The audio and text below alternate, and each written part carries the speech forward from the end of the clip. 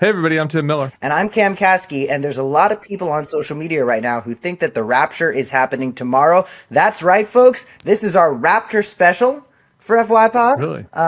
One of the Like the 2000s indie dance pop band, dance rock band, you Rapture? lost me there. I'm so good at your Pieces of the People, you I'm know? so good at your millennial references. That one I don't have. But Okay. do you know about Rapture talk right now? No. Pieces of the People we love, damn it. No, I don't. I don't So know about Rapture Rapture Talk. I talk. mean, I did see the video of the churches that were playing AI Charlie Kirk speaking words he never spoke from the Well, grave to their I pulled that, but parishioners. then Is it about that? no. I pulled that, but then you were like, you know what?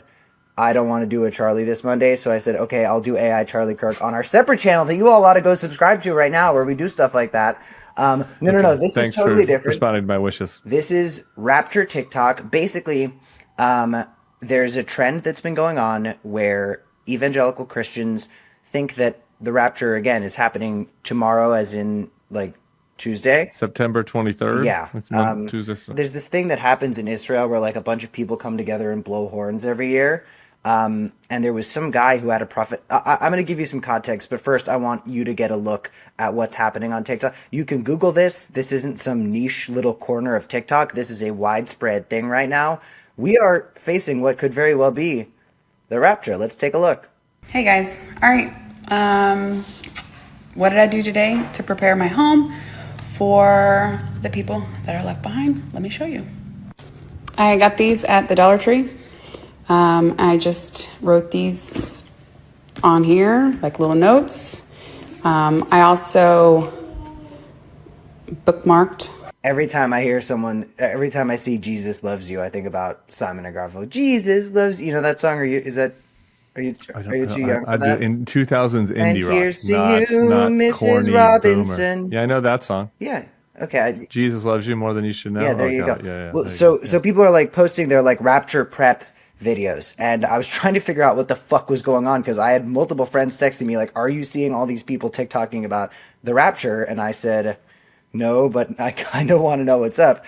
Basically, there was a viral video clip of a South African pastor named Joshua, and then a last name that I'm sure many people could say, claiming to have visualized Jesus, famous from the Bible, returning on Rosh Hashanah, the Jewish New Year, this week, like September 22nd to 24th. The rapture is upon us, whether you are ready or not, he exclaimed.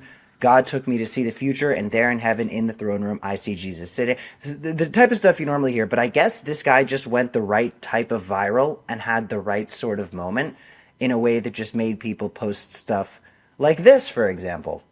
6 days, almost 5 days to rapture time. I'm so excited. Who else is excited? There's a guy, his account here, I don't know what his real name is, but he's a riot and he's making this whole journey so fun, but his account is called Rapture Now. He was just talking about, hey, have you heard that, there's an angel assigned to each person when we get raptured? He was like, I wonder if our pets get raptured too. He's like, dude, I want to be that. Could you imagine? Oh yeah, he goes, could you imagine the angel that's just assigned to one little chihuahua? They're going up. Okay, so I have a big question for you that's going to be sort of the gospel, no pun intended, of this episode. But before that, I feel like with religious grifters, and we see this a lot with some of the people who are going nuts about Charlie Kirk, there's a certain twinkle in the eyes of someone who's like an actual heretic that this lady was missing. Like, she did not seem committed to the ball. She seemed like she was just making content. Like, I did not see the religious fanaticism twinkle in the eye. Do you know what I'm saying? That is what worries me about it. This gives me a very Leftovers vibe. It all gives me a very creepy vibe. It makes me feel very out of step with what's happening with my fellow humans. Like, what happens when you wake up the day? Like, is it a joke? Like, I can't translate. Like, 5 days till the rapture. This is my vlog counting down. I can't I feel it's kind of like when somebody starts talking to their animal, where like they're talking to the dog, and then the dog woofs at them, and then they're like, "Oh, Larry over at Pizza, the dog is telling me that," and I'm like, "What are you talking about? The dog is just woofing," and I'm feeling that now, where it makes me unsteady and uncomfortable that this is happening. So I was talking to one of my best friends about this, and I was saying to her, like, I kind of hope that the rapture does happen, because if you think about it, it's sort of a win-win. Like, because all the people... Not for me. I like life. I want to live more. Well, no, but I have so much more of life to take. Here's the thing. If you're not a sinner, which I don't know if you know some things about the Bible, but you might not be in good shape, you're going to go to heaven. Like, that sounds better than this. Like, heaven is supposed to be the best shit ever. I don't know if you're familiar with... I am a sinner, though. Well, then great. You get to keep living your life without the fucking evangelicals trying to strip abortion rights away from women. Like, that's what I'm saying, is the evangelicals, a lot of them contribute to what our current Christo-fascist society that is stripping the rights away from so many people. Yeah. And I don't want to get rid of the... You're buying into their framework, though, where they are not sinners and they are going to get taken to heaven. I think that there are a lot of evangelicals out there that are sinners and I'm still going to be stuck here with them. And I guess, yeah, that is the question, is like, are they going to be reconciling with the fact that they are not good enough to go to heaven? Are they going to be saying, gee, seems like nobody was raptured? Are we all perhaps full of sin and that's not what this is all about? But then we might lose some people. Sarah Longwell might we won't have a publisher of the Bulwark anymore. She's not a sinner. She gets taken to heaven. I believe that she can publish from heaven. If anybody could figure it out, it's Sarah Longwell. But I'm saying, like, generally speaking, with the evangelicals and all people like that, like, I want heaven for everybody. I want everybody to be eternally at bliss, especially if it involves them not showing up at the fucking ballot box. But then I started thinking about you, because I think about you all the time because you're my friend. And I was do Catholics go to heaven too in the evangelical version of the rapture? And that made me realize that, as a Jewish person who has been around Christians and Catholics and stuff. On my mom's side, I'm Irish Catholic. I just never really grew up with that. I have the shame and the guilt of Judaism and Catholicism, but and like I know Muslim people, so I learned a little bit about that and similar things. But I never figured out what the difference between Christian and Catholic was, because they both had Jesus, and I was like, oh, it's just two different flavors of Jesus. Like, is it the same Jesus that you guys are doing? No, it's a pretty fundamental schism, between the Catholics and the Protestants. And the Catholics do believe that they have the one true faith. It was the sort of original, the original Christianity. And then the Protestants spun off, and they think that the Catholics worship false idols. Mary and the saints. There's only one God. So it's kind of interesting. I know we weren't supposed to talk about the other topic that I don't want to talk about, but it is kind of interesting that, like, the premise of Protestantism, right, is that they had to leave Catholicism in large part because of their worship of, these saints, and like they had all these opulent churches, and they felt like, Martin Luther with the theses, he said that he did not, he thought that this was really kind of sacrilegious, and that you should really center God only and Jesus is the one Savior, not all these other people. And Jesus loves you more than you will know, Simon and Garfunkel. Oh, ho, ho. And so now we have the evangelicals here who, I mean, you might say that they have some false idols. I don't know exactly how you want to characterize the Trump Bible. So it's horseshoed from, we're not going to be Catholics anymore. We're going to let Catholics be the bad guys in The Hunchback of Notre Dame by Victor Hugo, which then became a Disney movie. It's terrifying for children. They horseshoed from, you guys worship false idols, somehow all the way over to Joel Osteen. Yeah. And Trump Bibles. Yeah. I know it's confusing, history takes a lot of weird twists and turns. But yeah, so I think that probably they would not think the Catholics were in heaven. I don't know. It's interesting. There's this sub debate about when I said I didn't want to talk about the Charlie Kirk AI, you kind of like, you picked a new topic that was like a little too close to it. That's kind of hard to get away from it, because we were still talking about AI, and we still were talking about the concept of religion and evangelism. So, here we are, and that's okay. But Charlie, there was an interesting debate in my corner of Twitter that you wouldn't have seen between like the trad caths and the evangelicals, and they were both trying to like kind of in their own way, use Charlie's legacy to advance their own point of view. And the evangelicals were pointing out to the tradcasts, the traditionalist Catholics, that Charlie had been asked about converting to Catholicism not too long ago, and had said that he can't do it because of, again, all of the false idols, the saints, and he only believes that there's one God, Jesus, and the worship of... And I think he said something about how Catholics believe that Mary is without sin as well, and he thinks that there's only one person who's without sin, and that was Jesus. Maybe Donald Trump, but also Jesus. And so that was a fundamental break for him.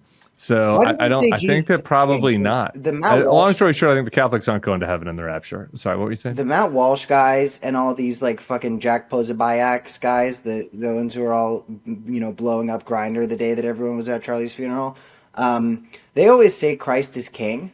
And I was like, I didn't know there was a monarchy in the Bible. Like, I only know what I learned in Hebrew school. So I know about King Solomon, and I know about, Vashti from Purim. But I didn't know that, like, Christ could be king. Like, does Christ have a court? A kingdom. We're all living in Christ's kingdom. Yeah, the world. But does he have like retainers? Does he have like a? No, I think it's more of a colloquial term. So not a king. So it's not like God is a form of monarchy. It's just like king, as in like slay king. I think it's probably somewhere in between monarchy and slay king. Got it. It's more like kind of. But is it like the type of king where like there is also a parliament? We'll get into this another time. I don't think there's a parliament. We'll bring on that guy who said he wanted to go to Alligator Alcatraz. He could help us figure it out. You do bring this up, and boy, were there a lot of bad. I took the day off from tweeting. I got into a Twitter feud with Megyn Kelly on Saturday night, and then Sunday I was like, I should probably step away from the computer. And also during this memorial service, probably not great for me to be posting. I would notice this though. I couldn't resist, and a few times I searched Twitter to see what other people were saying, and I noticed this, which was maybe the worst tweet of the day, from Mark Halper. As the arena fills up, as folks get through security, if Wikipedia is to be believed, the attendance for the funeral of Charlie Kirk will be about the same as that for Elvis. A different king will be front and center today. Was he talking about Jesus there or Charlie Kirk? No, that's the whole thing, is like they were treating the Charlie Kirk thing as like the biggest religious event of all time.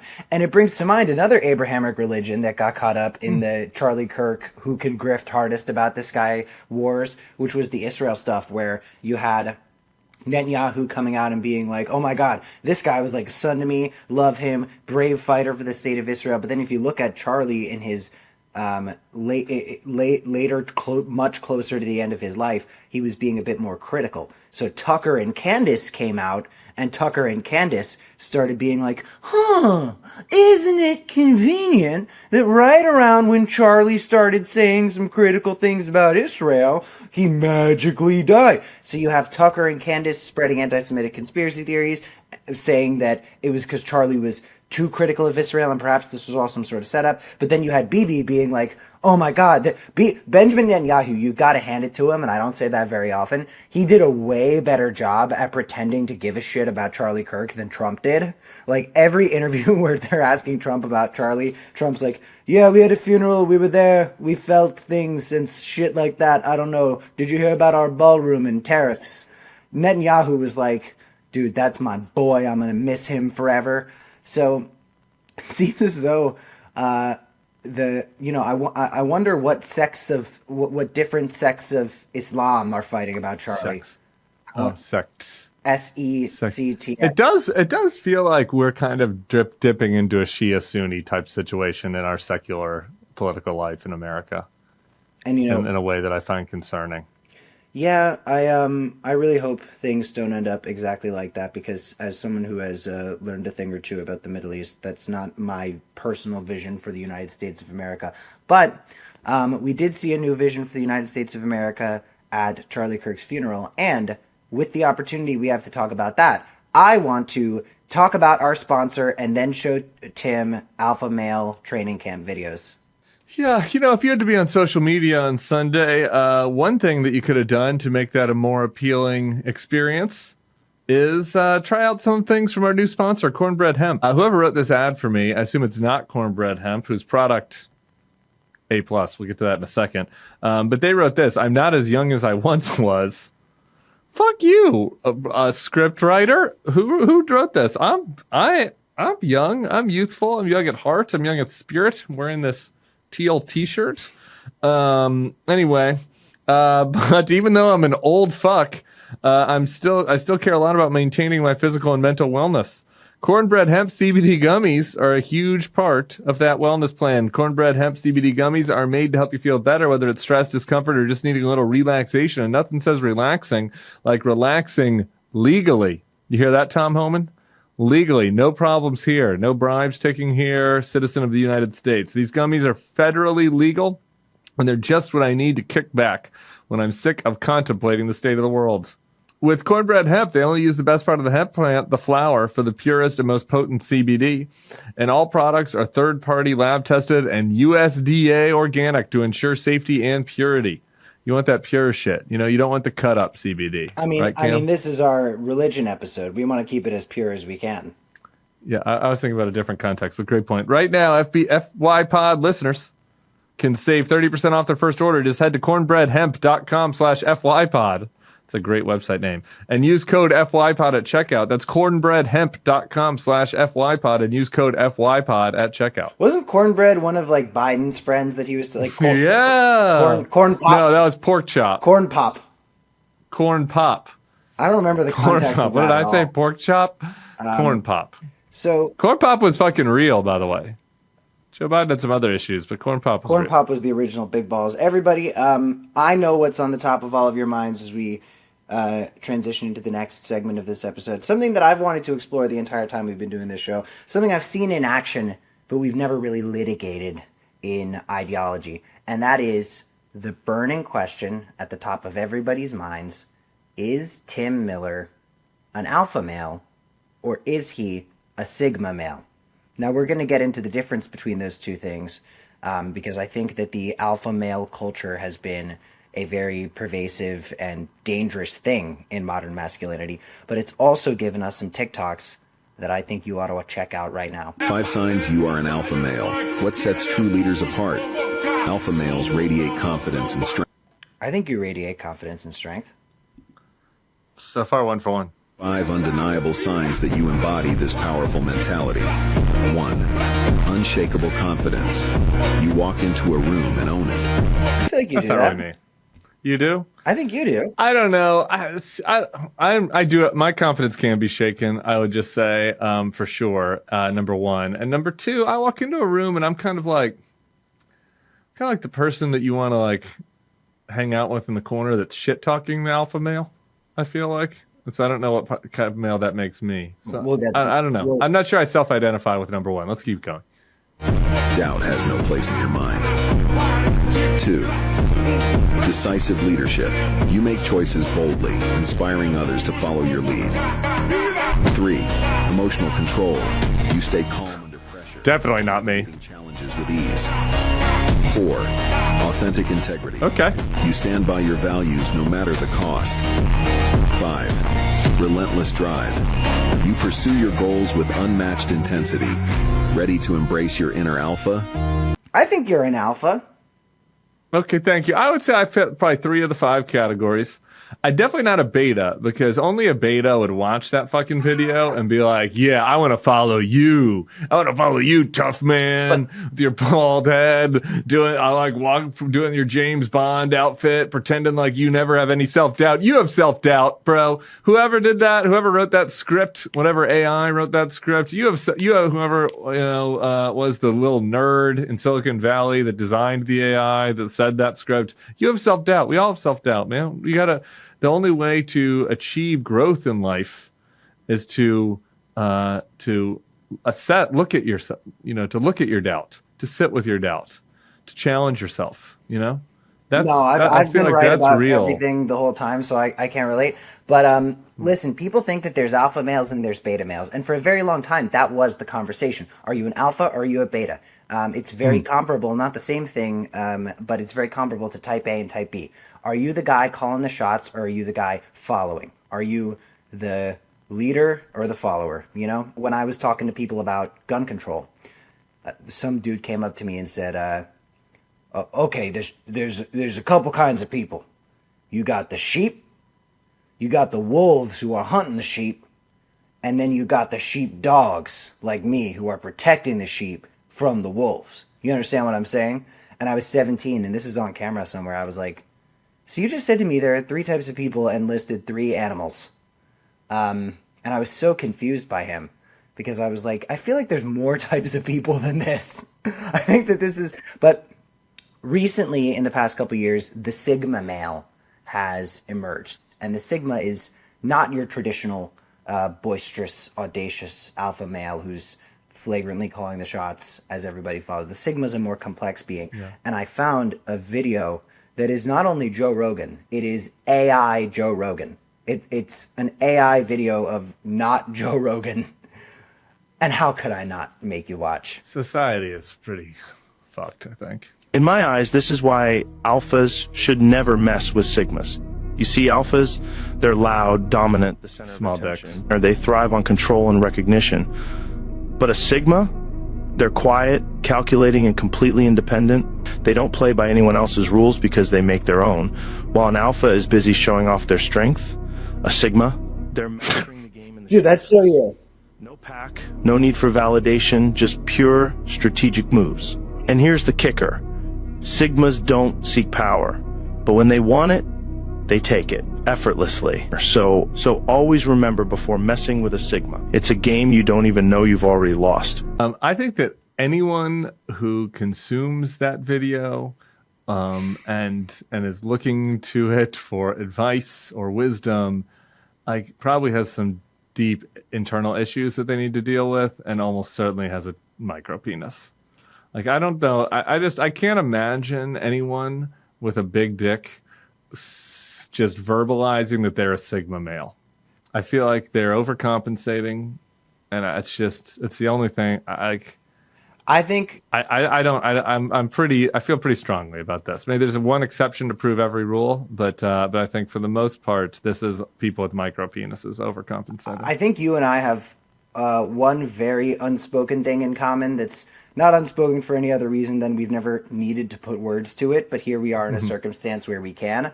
I'm gonna invent a new type of male that's me and Tim. Oh, great. Tim and I are omega males. Omega males are really, really, really straight in the stuff that we're straight about, and really, really, really gay in the stuff that we're gay about. The pendulum swings far with the omega male. We are not fence sitters on very many things. In the moments where we are obviously a fucking queen, we are a fairy princess covered in glitter. And then other moments, we are a frat bro. And sometimes those two things can change within minutes of each other. Yeah. Occasionally, the beginning and the end of the sentence are and to have the confidence to be able to live with those two selves within you and express them fully and completely and unapologetically is what leads us to being omega males, you know? It's just because it's boring. Not everyone can do that. It's boring. The alpha male can't do it. Well, I was on like men's Twitter because I'm putting together a video to do with FY Pod contributor, dear ex-girlfriend of mine, Ellie, for the spinoff channel tomorrow. I was like going through kind of like alpha male coaching Twitter and everything.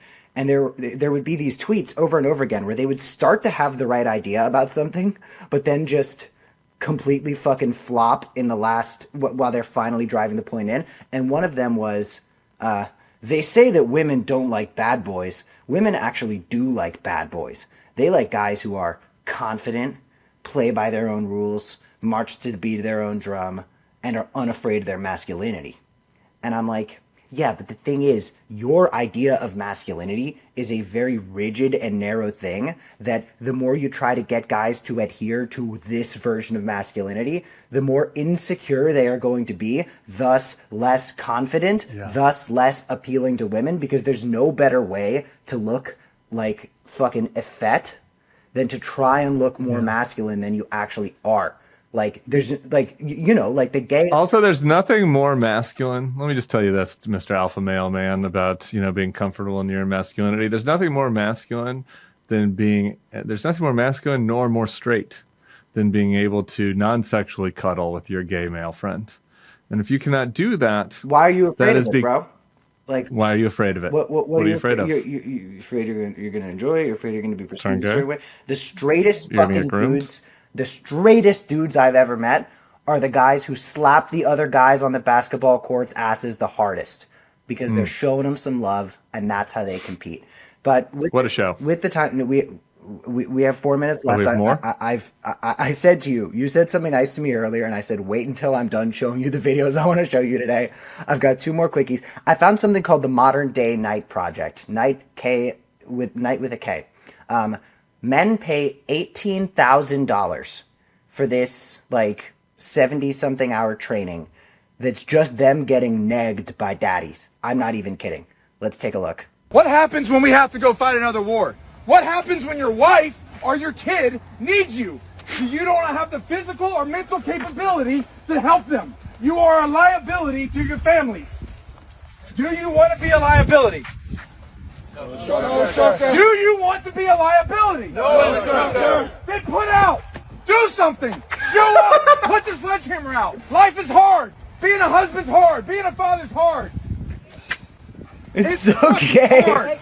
What is happening there again? Who were the So were the it's men like that are being yelled at? It's like they pitch it as men's emotional fortitude, business training, leadership skills, apex masculinity course, and you walk out of it a better father, a better husband, a better businessman. But it's just these guys getting fucking bullied in the gayest. Holy, look at this one. I'll fucking order you.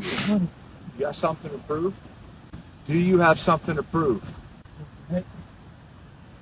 Prove what? Right. So you got something to prove? Yeah. So fucking prove it. Come on. Hey, we don't want to be last. Come on. Here we go. Here we go. Here we go. Nick. Hustle. Hustle. Hustle. Come on.